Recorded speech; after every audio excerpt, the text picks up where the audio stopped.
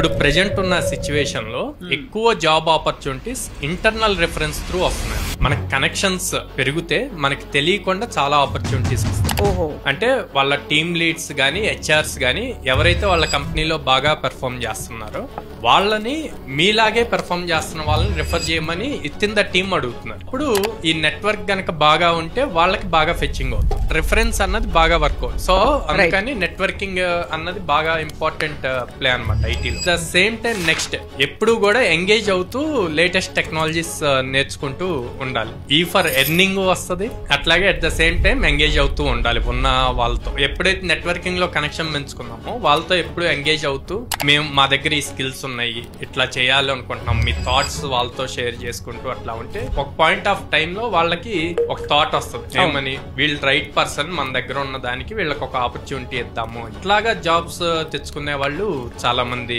ఉంటారు. టీ వచ్చి talk to alumni, అంటే మీ కాలేజ్ లో సీనియర్స్ గానీ లేకపోతే మీ కాలేజ్ లో ఆల్రెడీ అల్యూమినీస్ ఎవరైతే ఉన్నారో లేదా ఆఫీసెస్ లో అయినా సరే, సో వాళ్ళతో ఎప్పుడు కనెక్షన్ బిల్డ్ చేస్తూ ఉండాలి. మనకి ఇప్పుడు ప్రతి కంపెనీలోను ప్రతి కాలేజ్ లోను అల్యూమిని గ్రూప్స్ క్రియేట్ అయింది. ఈవెన్ కాలేజెస్ లో ప్లేస్మెంట్ డ్రైవ్స్ రావడానికి కూడా ఈ అల్యూమిని గ్రూప్స్ బాగా హెల్ప్ అవుతున్నారు.